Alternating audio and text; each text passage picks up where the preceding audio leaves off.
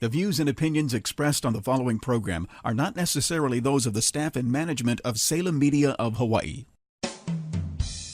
Welcome to Generations Radio, where the focus is on our seniors and their families. We are here each Saturday afternoon from 5 until 6 p.m., bringing you resourceful information with our radio team of professionals in the field of aging. Stay with us for the next 1 hour as we explore different ways to make life more exciting and meaningful for our extraordinary seniors. Right here on AM 690 The Answer.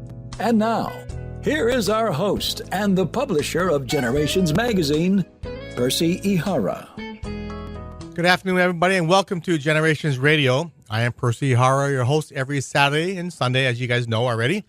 As well, don't forget, if you've missed this show or any other past show, or you want to find different topics on aging, go to our website, generations808.com, and look on the top. There's a little bar there. You have to click on the list, and it'll list all the past shows that are on our Generations website.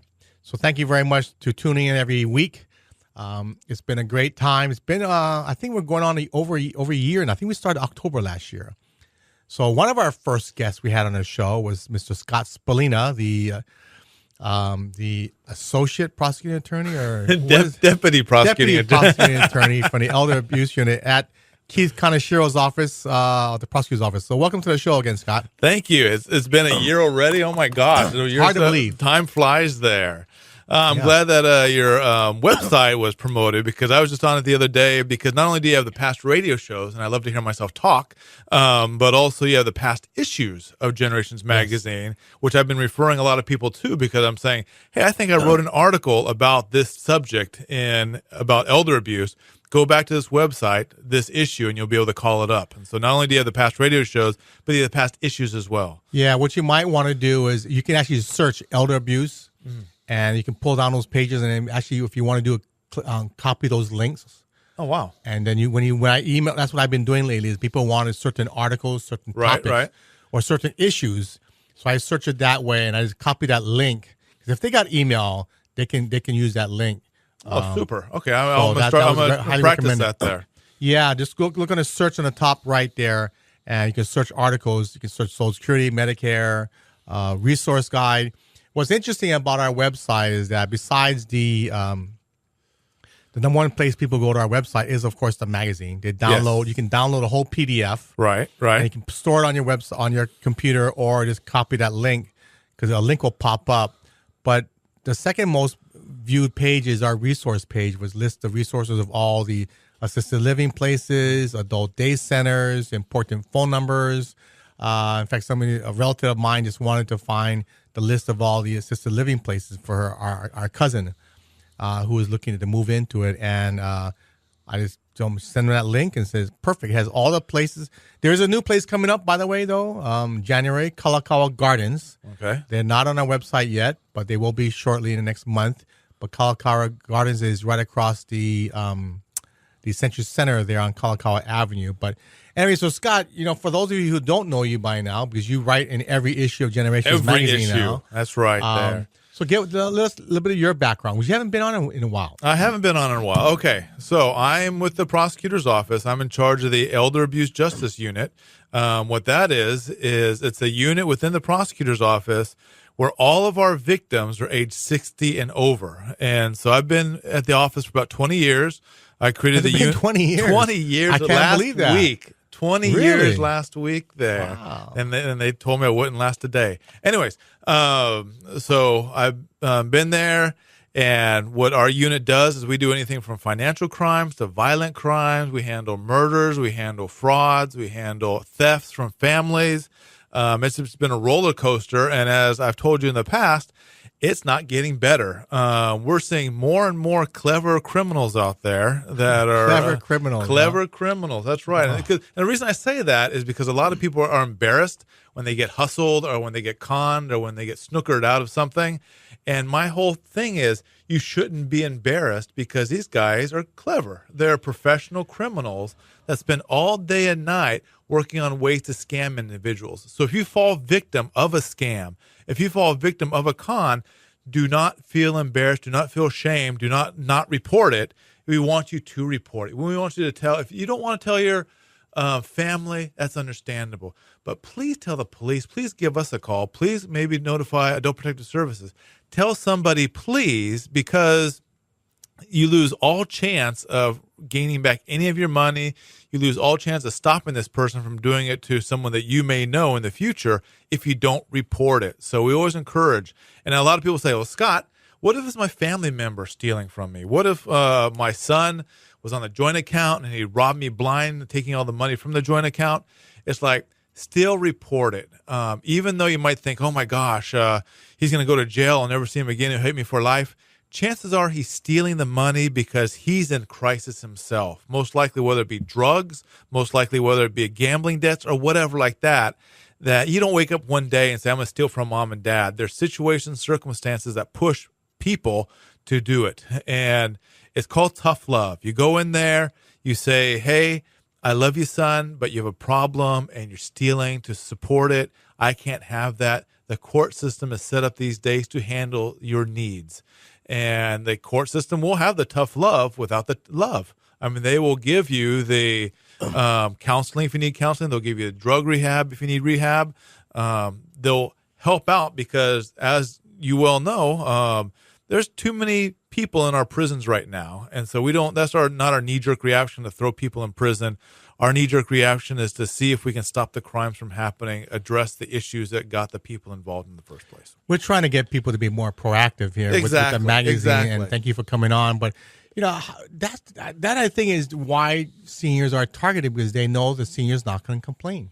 And that's it. I mean, they make sometimes the perfect victim because they are so trustworthy. I mean, I heard someone say that elder abuse is different from regular robbery, and that regular robbery, the person holds the victim at gunpoint, reaches into their purse and takes their money. Elder abuse, the person says something nice to the victim reaches into their own purse and gives away the money. So sometimes you don't have that element of crime or element of fear or whatever like that. Sometimes it's a deceit that gets the person separated from the money there. Yeah, it's so hard. We had a family member got taken for about $2,000. I mean, it wasn't that much, but I mean, I've had other family members lose $20,000. But when I mentioned to that person that we need to get you on air or have you publicly say this, and the person says, "Oh, I'm really ashamed." And then that's it. We constantly get that. And the media, I mean, like the newspapers, the television, the radios, they say, like, give us victims. But unfortunately, a lot of our victims, understandably, are a little bit embarrassed, and they don't realize that their story can help prevent future crimes. Their story can empower other people to come forward and say, hey, I heard your story about you being ripped off by this lottery scam. I want to come forward and share my story as well. In fact, I'm working with a news outlet right now because we got a individual calling this past week saying that their mom is selling all her jewelry because she supposedly won the lottery, and now she has to pay these fees, these taxes, before she gets her millions upon millions of dollars. And now it seems like routinely I'm getting calls from real estate agents saying that so-and-so, my client, wants to sell his condo because he won the lottery and he needs the money to pay the fees. We're talking about people selling their homes because they're been brainwashed into believing these things. And in these victims, they're not stupid. These victims, they're not senile. These victims just want to believe that something lucky happened to them. And they want to give the money that they've so-called won most likely to their children. I mean, Percy, I know that you're a parent, and I'm a parent as well. It's our number one responsibility as a parent to take care of our children. And when you talk about senior victims, oftentimes they realize that, hey, before I leave, I want to make sure that my children are set up. They can live in Hawaii, which is a very expensive place. They can afford a home in Hawaii, which is incredibly expensive. They can go to school here in Hawaii, not maybe go on the mainland where I'll never see them again. And the only way I can do that is if I win this lottery that I was just told that I won, because they want to give that inheritance. They want to give that legacy to their children. Well, you mentioned a good point about the people that are being scammed, the seniors, that for the most part, a lot of them are still competent. Oh, yes. A lot of them, can still make good decisions. They have good common sense. And people think these scammers are targeting people that have Alzheimer's or dementia or have a stroke problem. No, a lot of these times they're healthy. It's just sometimes we use the word gullible, but it's really about just they're so honest and trusting. And that's it. I mean, these people are professionals. I mean, we've had doctors, we've had lawyers. You've had doctors? Yes, that have fallen for. I know we had lawyers. Yeah, sending for and they might say, okay, it's only $200. What's the harm in sending $200 if I can win 20,000? And then they get another letter saying, oh, we forgot to mention this fee here. Oh, we forgot to mention this fee here. And pretty soon they're sending the thousands of dollars because now they're chasing the bad money. They put in a couple $100 and then they get another letter saying it's a couple $100 more, saying, okay, well, I've already invested $200. What's another $200? What's another $300? What's another $400? Right. So then they start chasing. They start chasing the money. And that's when they spiral into massive debt. And again, every other aspect of their life, they're respectable. They hold a job. They can carry on good conversations. They stay current and everything like that. But this one bad decision that they make spirals down to where it has some unforeseen consequences. Yeah, it just amazes me every week when I hear these stories. And but I did want to ask you. You mentioned you went to a national conference in Florida was it last month. And can you talk about some of the things that you're seeing or you've heard about on the mainland, on a national level? And that's one thing is that I always say in my presentations that what's happening in Hawaii is happening nationally. And that was reaffirmed when I went to a national conference and I heard the exact same cons being run there that are run here. I mean, we're talking about the IRS scams. We're talking about what is the IRS scam? Okay, the IRS scam is basically you get a call, you get an email, you get a letter, maybe not actually so much a letter, but a call or an email saying, you owe the IRS this much money in back taxes. We're going to arrest you unless you pay us immediately. And they say, and we're the IRS. And they get like a little symbol that they can throw in an email. And then naturally you want to panic. Or they'll even say, your adult child owes this much money. And we're going to throw that person in jail. How do they send them the money, though? Well, I mean, technology is great for a lot of good things, but also it's great for a lot of bad things as well. So we've had people send them like wire, like the Western Union kind of wiring, which is traditional. But now there's this thing called a green dot prepaid card. Oh, yes. The Green Pack card, which you can go to a Walmart, Walgreens, wherever, and you go to the cash register and you have this little charge card basically, and you say, I want to put $200 on this charge card. That's right. And then the cashier said, okay, give me $200. I'll load it up like a gift card. And there's a number on the back of this green dot card that you can read to anybody in the world, and they can hop on their computer and take money off of that card Instantly. So guys, what happened? This happened to our family friend. You go down to Walmart, they tell you download $300 on this credit card on this card. It's actually called Green Dot. It's a small debit card. Yep. So you give the cashier grabs the Green Dot card, loads it up, and says, "Can I have your credit card, Scott? I'm gonna take $300 for your credit card." It's okay, right? It's loaded onto the Green Dot card. When you leave that cash register, they will tell you, "Call me up with that number," right? Right. Of the Green Dot card. Instantly, that money's gone. Instantly. You can't trace it. You can't go back out. And that's one thing is these criminals are so ballsy that they'll like call up somebody and say, okay, once they have their hook in the person, they'll keep them on the phone. Okay, so where's your address again? Right, to keep you on the phone. That's right. So you'll get the address saying, I live at 441 New Wanu Avenue or what like that. These criminals can call up on their computer, say, okay, I'm going to send a cab to your location because there's a Walgreens a mile and a half away from you. Yes. But stay on the phone with me. So they will actually walk the person. Yeah, they'll actually walk the person to the cab, stay on the phone while they're in the cab, tell the cab driver to stay there. You walk in there, grab this, grab that, and over the telephone, they'll give them directions. And it might be like a half-hour phone call, but who cares? They're getting hundreds of dollars for this. And we've had actually instances where someone was walked through and then they put $200 in, and then the caller said, oh, guess what? We made a mistake. You didn't win $2,000, you won $20,000. So you need to put more money onto that card for taxes. And sure enough, they'll do it. And that's how aggressive these people are. Yeah, again, they have no shame. I mean, you and I mean, we would never consider treating anybody, much less a senior, this way and conning them, bullying them, harassing them into doing these type of behaviors. But it comes second nature, these criminals. Yeah. Well, what's amazing, our family relatives said, I'm so embarrassed. I said, why are you so embarrassed? They're going to be hitting 100 people for the next month. You know, we need to stop this. We need to get this out publicly. She was embarrassed because she's pretty astute. Yeah. She's a college grad. She's a board member. They're board members of different associations. Right.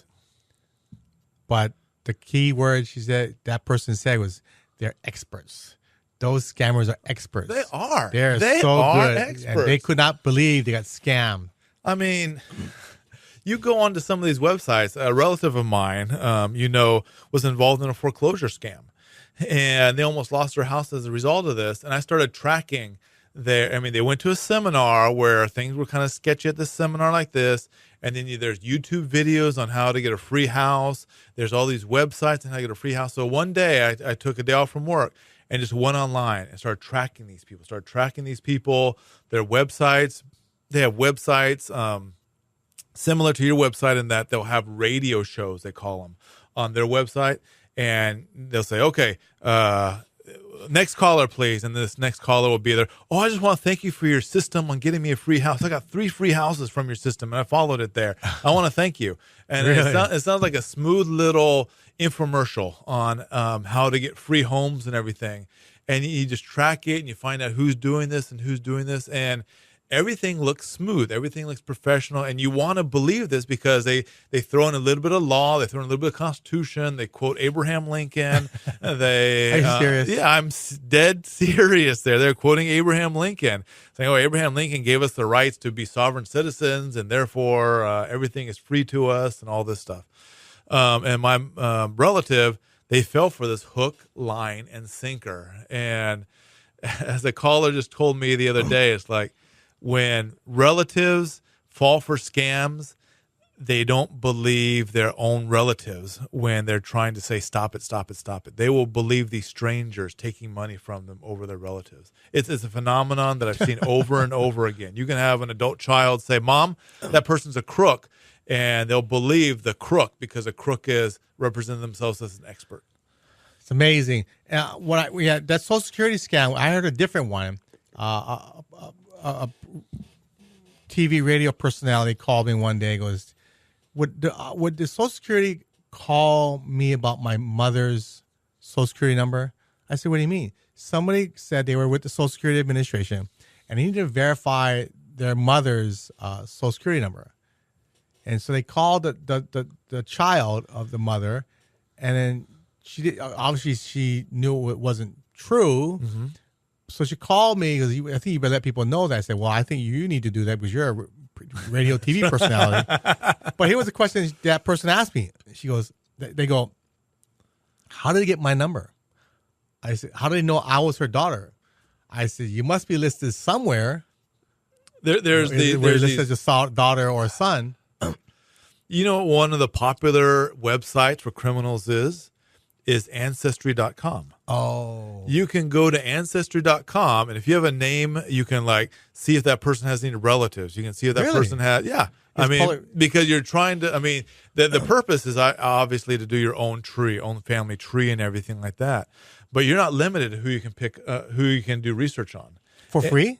I don't know if it's, they sometimes advertise like the free weekend or a criminal will invest a whole $10 a month to get all this information on everybody else, and then you'll have your mother's maiden name. Now, why is that mother's maiden name important? That's a common security question. Yeah, they're changing that, though. Yeah. Also, you can get who your children are. Well, there's a scam that was being run about 6 months ago now where these seniors were getting calls saying, and it's from they said it's from a woman that had a thick Japanese accent, and she said that she was from a doctor's office and that the child had missed their doctor's appointment. And if they could relay to the child, the adult child, to make another appointment with the doctor. But while you have the parent on the phone, can you help me update their chart? That's good. Yeah, That's good. And it seems so innocuous, Innocent, and it's like, oh, okay, sure. It's like, what's her again? Can you confirm your daughter's social security number? Can you confirm your daughter's date of birth? All these things, and getting to fill the chart. That is a smooth one there, and there's like a flash. It was like a flash con in that. So far, we know of only like maybe 24 people that got hit with it, but it happened in like a 48-hour period. We're starting to get calls. HPD was starting to get calls, and it's such a limit. And we haven't heard about it since then. But it was very clever there, because we had people saying like, oh, they sounded like Jamaican, or they sounded a different accent. They sounded a different accent. This first one we could remember was a Japanese, someone with a Japanese thick accent calling there. But I mean, we live in Hawaii. We have all kinds of nationalities there, and so it's totally believable. So the national conference you went to was in, I Yes. believe we said Florida. Yes. Florida. What, did you learn anything new? Did you see new things? Yeah, one thing that Keith Kaneshiro, my boss there, wants to do is he wants to do a multi-agency approach for elder abuse. Right now, as you mentioned before, traditionally our office has been very reactive, only waiting for the cases to come through the traditional channels of being investigated by the police first.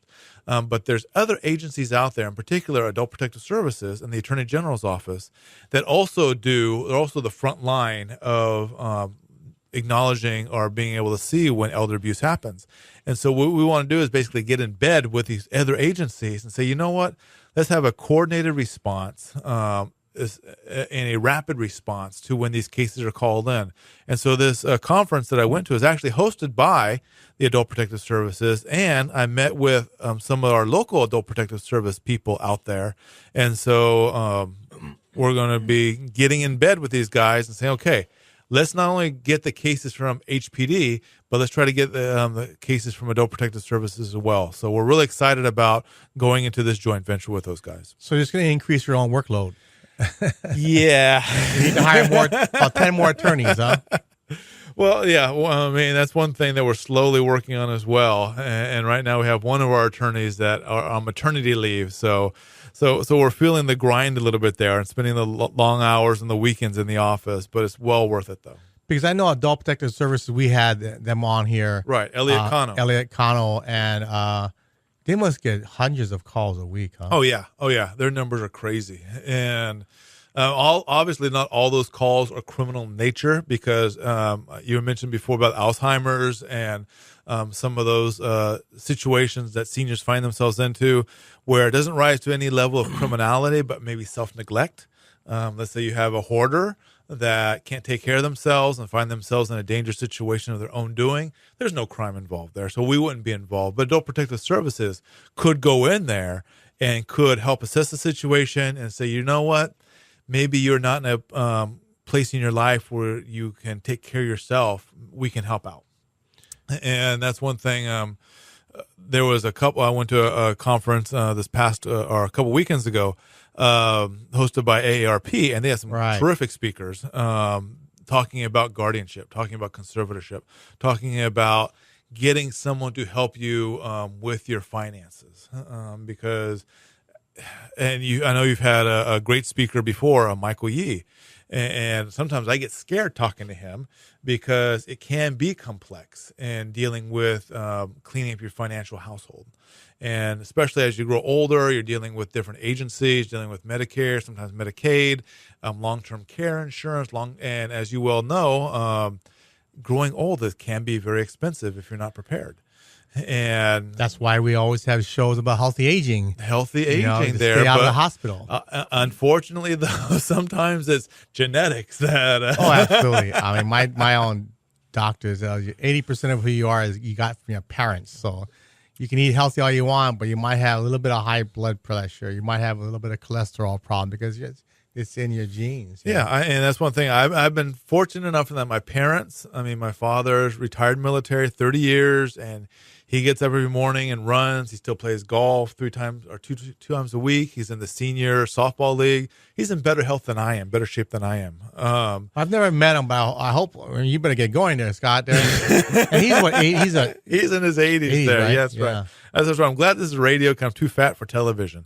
But my in-laws, though, they're not as healthy as they should be.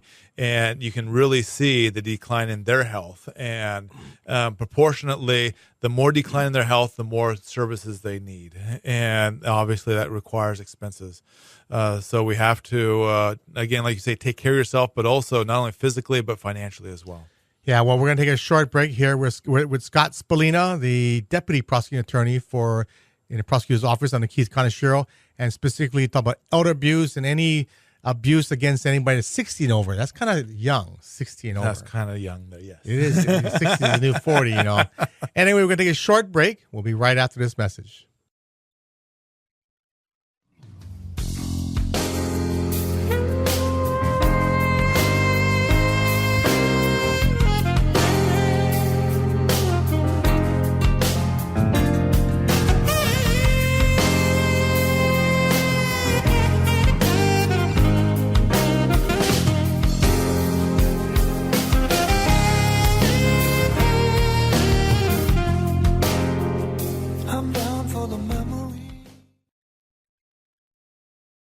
We will be right back with Percy Ihara from Generations Radio.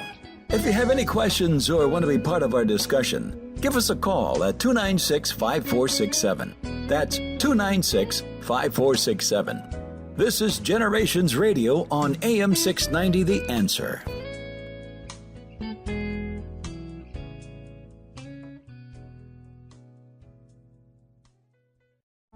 Moon Physical Therapy is here to help you back to recovery. Moon Physical Therapy is located on Ward Avenue across from Sports Authority. Physician prescribed for motor vehicle accidents, workman's comp, or that body pain that comes from rushing to play without warming up. Also event cardiopulmonary rehabilitation with our one-on-one patient care. Moon's Aquatherapy heated endless pool allows for low-impact exercise with less pain on land. We will give you the right exercises to get you back to health. Ask your doctor to prescribe Moon Physical Therapy. Moon Physical Therapy. We achieve results. Aloha, this is Martha Clopin. And Al Harrington. Choosing the right Medicare plan not only saves you money, it also helps you avoid headaches and heartaches down the road. We want to remind everyone to listen to a Medicare Moment with Martha, Sundays from 9:30 a.m. to 10 a.m. as we help answer important questions on Medicare so you can stay healthy, wealthy, and wise all year long. Call me at 543-2073, 543-2073. I was an addict from the age of 13. I finally decided it was time for a change. I walked into the Salvation Army Adult Rehabilitation Center, and that got me ready for the real world. Now, I choose to be guided by Jesus Christ, and today, I'm building a powerful and promising future, free from drugs and alcohol. Please shop at the Salvation Army family stores. With our discounted sales, your support through your purchase helps men live a clean, sober, and productive life. Got Vegas on your mind? Get Vacations Hawaii on the line. Vacations Hawaii offers weekly 4- and 5-night Honolulu to Vegas packages, which include 3 meals daily from $6.99. Stay at Hawaii's favorite casinos, California, Fremont, Main Street Station, and Orleans Hotel. Vacations Hawaii will get you there in comfort on deluxe wide-body 767 planes with complimentary in-flight hot meal service. Vacations Hawaii's frequent flyer program gives you future travel discounts and credits. So if you're ready to win big, call Vacations Hawaii at 591-4777 or visit PointVacationsHawaii.com. Irs Steakhouse, Waikiki, a special place to celebrate your next special occasion. Dine on High's succulent Alaskan king crab, fresh oysters Rockefeller, and signature Kiave seared roast rack of lamb, amongst other favorites. Marvel at tableside creations like the classic Caesar salad and signature desserts. For reservations, call 922-5555. Online at highswaikiki.com. Celebrate your next special occasion at High's Steakhouse, Waikiki. Proper dress required. Today, more than ever, we local people are living longer than any other state in the Union, with more seniors, baby boomers, and caregivers. Generations Radio promotes the importance to be proactive as we all age. The radio team will focus on issues facing our seniors and their families, finding resources to navigate healthy aging along with financial, legal, and caregiving information. So join Percy Ihara from 5 until 6 each Saturday, right here on AM 690, The Answer.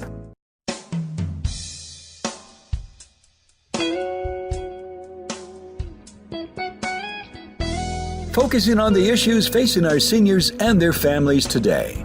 Here's our Generations Radio host, Percy Ihara. Welcome back to Generations Radio. We're here with Scott Spallina, our resident elder abuse attorney with the prosecutor's office. He is the deputy prosecuting attorney. And we're talking about elder abuse and all things regarding seniors. But Scott, you know about this new service by HPD. Oh, the Smart 911. Isn't that great? It's a fantastic service there. And my only concern about it is that people think it's with HPD when they don't realize that it's also for the fire department. It's also for ambulance as well. Yeah. Because everybody thinks, oh, I don't want to give the government, HPD, all my information like that. No. You want to give 911 because you just don't use 911 to call the police. You're going to be using it to call everything. Yeah, you're going to be using it to call ambulance if your husband gets a stroke. You're going to be using it to call fire department if someone's not breathing or like that. And, or if you lost your dog. Yeah. And this information, just imagine if you're in an acute crisis and you're not going to be thinking clearly. You're not going to be saying, "Oh God, I don't know where his drugs are. I don't know who he's taking. I don't know who his doctor is," and stuff like that. And you're seeing someone you love dying in front of your eyes. You're not going to be that calm, cool, rational individual on the phone to the 911 operator. But what you can do, or remember your son's phone number. Yeah, exactly. So what you can go ahead and do is you can go to smart911. Was it .com? Yeah, and you can register the phone number that you're calling from with all this information that you put on there. So if you don't feel comfortable putting something on there, you don't put it on there. But if you want to put your son's number on there, if you want to put on the medication that you're taking, because my father-in-law, he's taking like 8 different pills. I can't pronounce them. So imagine if he's in trouble and they're asking me name the thing. I couldn't do it. It'd probably take me half an hour to input it into the Smart 911 thing. The location, your family members, all these great things so that when you need to, if you need to, God forbid, if you need to call 911, all that will pop up to the 911 operator and say, okay, Ms. Takasaki, are you still on this medication? Or do you want us to contact your family members to meet you at the hospital or whatever like that? So that way you don't have to like play secretary and say, okay, please do this, please do that, please do this, please do that. No, it'll all be there. It's a resource that, again, is there, available. It's for free, and it takes us minutes. And I think you actually did it on the air, didn't you? I did it on my phone, my smartphone here. Put in my number, and I believe my parents' number. What's cool about that is that, like where I live, it's kind of hard to find my house down a lane. Right. You know which one else is which, and what the front door, the back door. You know how people enter from the garage. Sometimes. Yeah, you have all that security and high fences, and moats, and everything. You can put in there where to enter. You can actually put a picture of which door to enter that we always go through. Right. You can put a picture of your animals or dogs or cats. If in the event of a fire, they know you have an animal. Yes. You could put it if your parent has any health issues. Yes. Like Alzheimer's or Parkinson's, you know that when they arrive, they're cognizant of that. They're aware of that.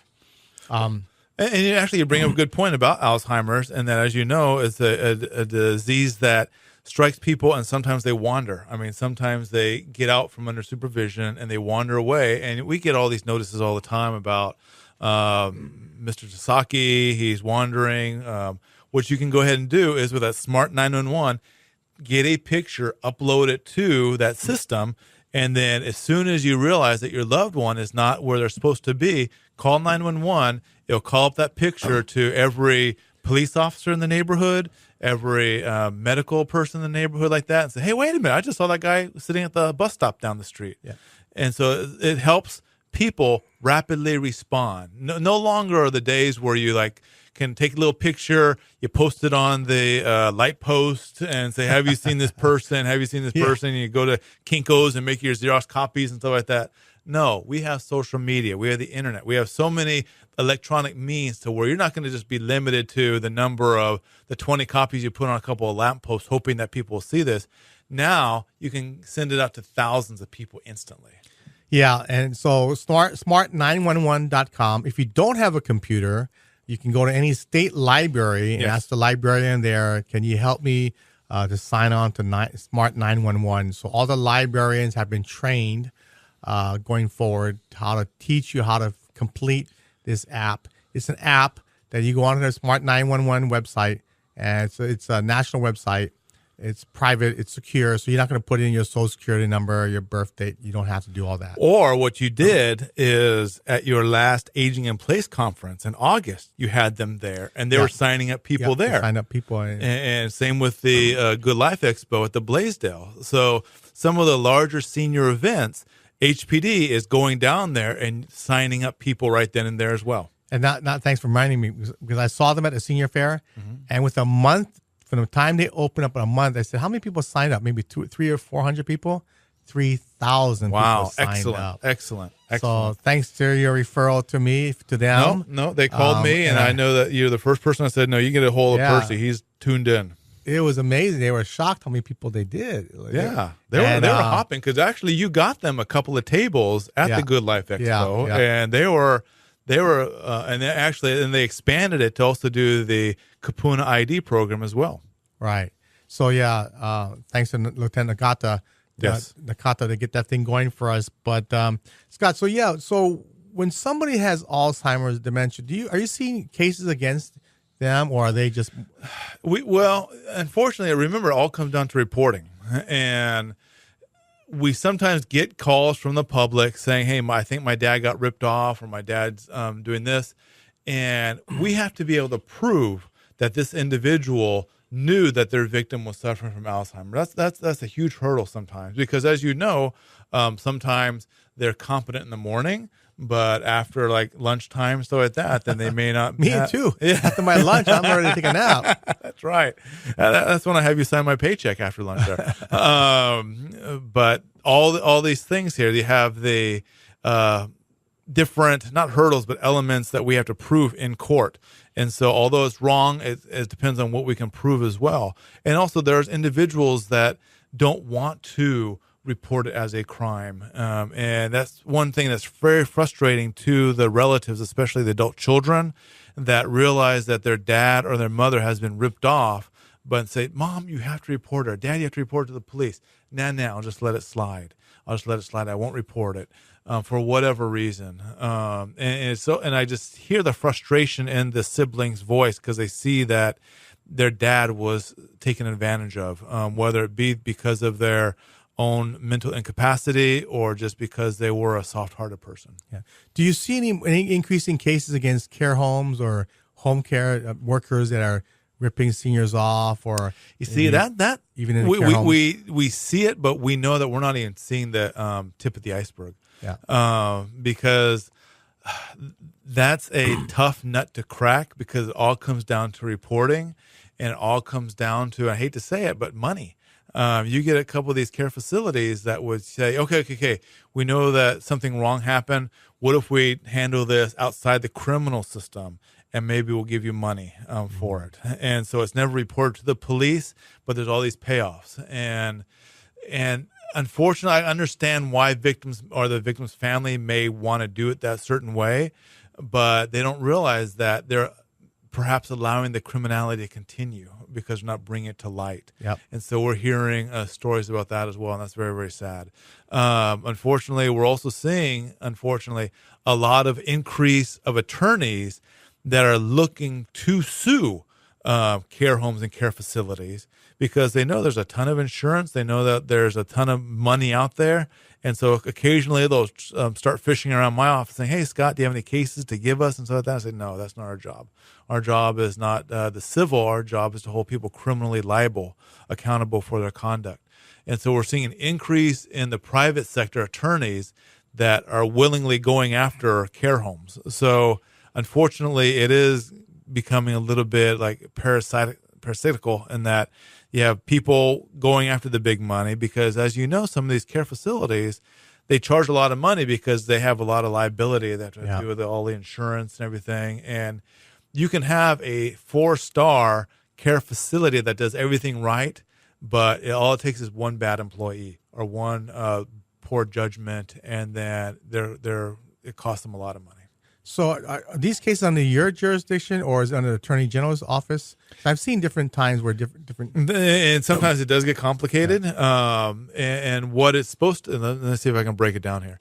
If an employee of a care facility that takes government money, whether it be Medicare, Medicaid, or whatever, if that employee hurts a patient, then it falls within the Attorney General's office. However, if a patient hurts a patient, it comes to us. I see. If a patient hurts a employee, it comes to us. If it's private pay, where there's no government nexus there, and an employee hurts a patient, it comes to us, or a patient hurts a patient. So it's all these things that some of it will go to us, some of it will go to the AGs, but the main thing is just to report it to the police, and then the police will be able to sort it out where it goes to. Yeah, that's the hard part about trying to get people to report this. Now, I'm just looking at a proof of your January article in the Generations magazine. You're writing about joint bank accounts. Yes. What's that all about? Oh, so give us our readers precursor before December issue comes out. Okay, here's a precursor there. A lot of people think that if you have two people on a joint account, they own that money equally. They do, don't they? No, they don't. Or it's all they have access to the money. Access to all the money. Yes, not equally. And I've told you this before. We had this one woman out in Waianae. She was doing some. She pulled out money, equity from her home, in order to do some renovations, and so she put over $200,000 into her account. And the daughter was going to help her with hiring people, paying off contractors and everything. And in order for that to happen, the daughter was put on this account, put on the mother's account, making it a joint account. Even though the daughter did not contribute one penny to that account, it was all the mom's money there. But what did the daughter do? She just drained the account dry. Every cent. Now, actually, she left $1.46. Okay, $1.46 into this account. Yeah, we won't go into that. So she took all this money and she took her own family on a first-class trip to Disneyland, a Disney World. I'm sorry, take Disney their World. Parent? No. And then she moved in with the boyfriend and stuff like that. And the mother was devastated because she had to repay the loan. The plan was that the daughter was going to move in and help to repay the loan, and that's why they're renovating the house so the daughter could be a caregiver and stuff like that. Now the mother is facing foreclosure because she's not getting the daughter's help in repaying it. The money is gone like that, and she wanted the money back. And I said, well, you know what? If you press charges, then we can get the restitution. I do not want to. Even though this was a tremendous breach of trust that the daughter committed, the mother still loved the daughter and still let the daughter get away with this $200,000 crime, and much to the detriment of the mom. But the main gist that we're going for, though, is that money was 100% the mom's money. And just because the daughter had access to the money did not mean that the daughter owned that money as well. Is there any way I worked at banks. Is there a way to limit how much they can take out? Well, I mean, as the article points out there, you just set up a different account. I mean, the purpose of the daughter being on the joint account was to help with the reconstruction of the house. Set up a smaller account and just have some of that money, not all $200,000 of it, but say, okay, why don't we put $10,000 in right now? And then when that's done, then we can. I mean, basically, if the daughter were to steal any money, it'd be a lesser amount than the whole. And that's one thing we try to encourage all seniors to do is limit the amount that people have access to. Now, I'm not an estate planner, but I go on different shows and I talk to Michael Yee and some of the other experts that you have in your magazine, and you can create trust. You can create irrevocable trust to protect the principal of your money, to where if you do fall victim of a scam, they will only have maybe the monthly allowance you give for living expenses, as opposed to going after the general, the bulk of your estate there. And so we always encourage adult children to talk to their parents and say, you know what, mom and dad, you don't want to get sued and then someone take everything from you. Why don't we put a lot of your wealth into maybe an irrevocable trust or some other instrument, a financial instrument, to protect yourself from someone trying to take the entire amount. I don't recommend an irrevocable trust, but or just some sort of, like I said, financial instrument, a separate account. So that way, if someone were to, let's say, steal their identity, which is a big thing always, then they won't have access to the entire lump sum. Unless the only other way they could do that is have a check or anything withdrawal be co-signed. That's right. Sometimes they have checks that require 2 signatures. That's right. And they don't allow power of attorneys typically for the bank accounts, but I know the banks do protect them in a lot of different ways. But yeah, the separate account, separate the money. If they're going to do like renovation like that, leave the personal money aside. But that's good information. So anything else new going on in the industry? Well, Any new scams? Well, we're seeing a lot more of the friendly strangers. The friendly strangers are the individuals that approach you at some of the big box stores, whether it be Lowe's or City Mill or Home Depot. We've had reports from all of them saying, hey, do you need help installing that? Do you need help installing that? Do you need help? I can help you with this. I'm a certified electrical engineer, or I'm a plumber, first grade, or what like that, and I can give this. In fact, we've had this one individual that's finally been convicted of at least 7 scams involving approaching seniors, even knocking on the door and saying, hey, I can help you with this, or you need help with roofing, or I can redo your fencing, or like that, and they take the money and they run, or they con them into giving them tens of thousands of dollars. And they're good. They're good. That's why we call them the friendly strangers. I mean, and it's just so easy money. And unfortunately, again, they're going back to the ballsiness of these individuals, and that they'll approach you as you're driving your car saying, hey, wait, you have sparks coming out. You have sparks coming out of your muffler. Yeah. You better pull them over and stuff like that. And then they open up the muffler and, oh my gosh, your car was about to explode here. Here, let's go down to Napa, and then once you buy all these tools, I'll take the receipt for those tools because I can reimburse you later on. And I mean, so they're quick talking. They unfortunately they'll maybe target older women who may not be as mechanically inclined, and they'll just go after these individuals. And before you know it, they're giving. I just had a case, $20,000, over $20,000, because they kept on adding more, and they say they worked for AAA, they worked at a Honda dealership, they kept on making themselves sound so credible, and then they ended up like driving to Blaisdell Park, using sandpaper on a door frame, and say, okay, this is what we need to do to ground your car because there's an electrical outlet thing there. They're like throwing in all these terms this woman didn't know about, and it's just, it was just, they just saw money, and they just used every scam available and robbed this poor lady blind. What do they normally do? They just call 911? They finally, when this lady was able to take a breather and get away from these individuals, she talked to a friend of hers, and the friend said, you're being ripped off. Call the police. And the police, I mean, say what you will about the police, we have a good police department on Oahu.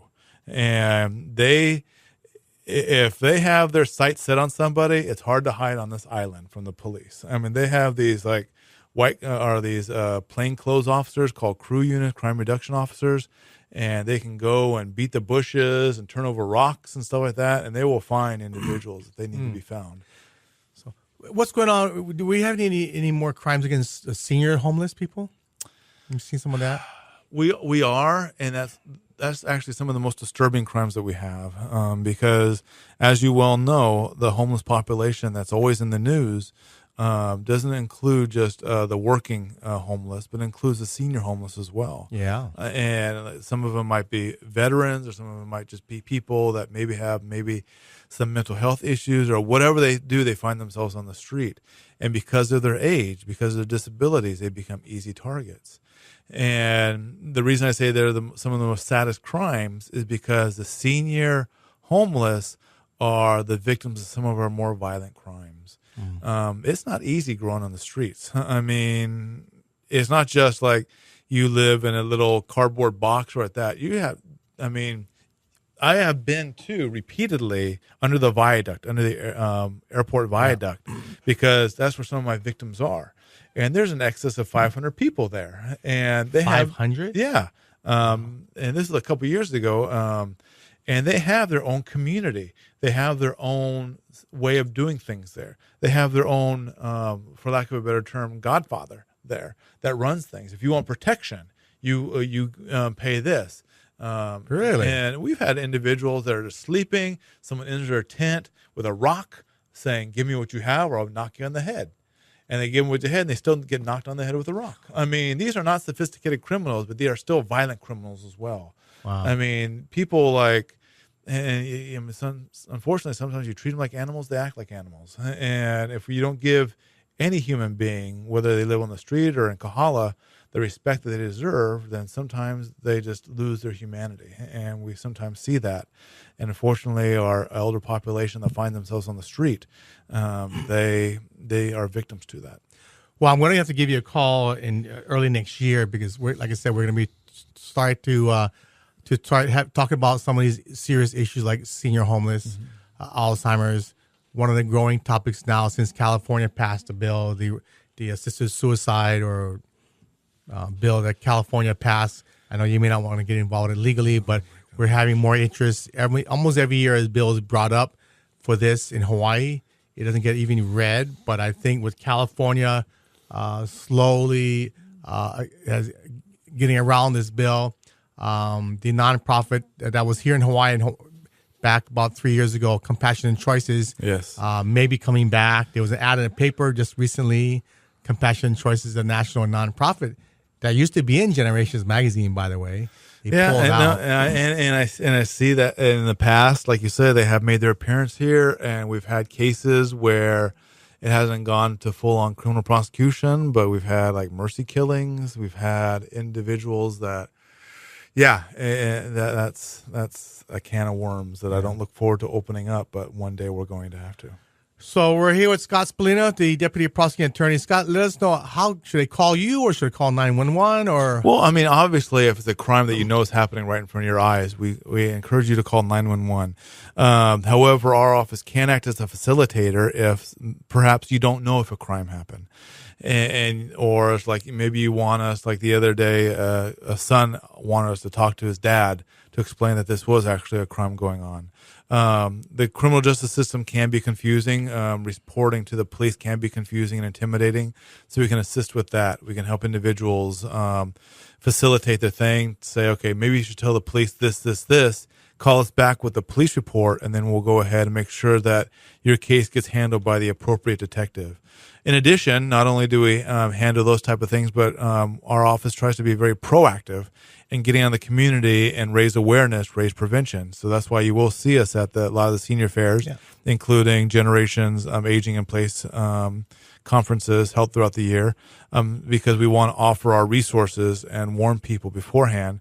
Also, we have a traveling show that I do, going out to the different facilities, different clubs, senior clubs, churches, and again, a program that we can do to individuals there, telling them about the different scams going on. And you can reach us at 768-6452. Again, that's 768-6452.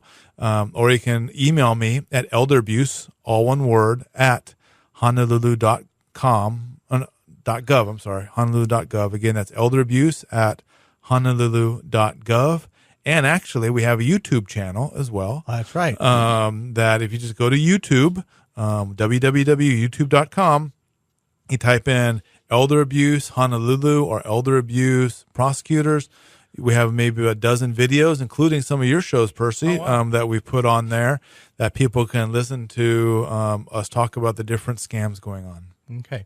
Well, Scott Spallina, thank you so much for being our friend, our writer in the magazine, and coming on board. If you want to have Scott talk to your senior group, give him a call there. His contact information is in the Generations magazine as well. Yes. But going forward, like I said, we're going to deal with more issues like these and drill down to how we can help our seniors and our families. So thank you very much, Scott. Anyway, thank you so much for tuning in today. We're here every Saturday from 5 to 6, Sunday from 3 to 4. And as well, go to our Generations 808 website for all the past shows and past issues of Generations magazine. Happy Thanksgiving. Thank you, Scott. Anyway, aloha, everybody. As always, live well. Aloha.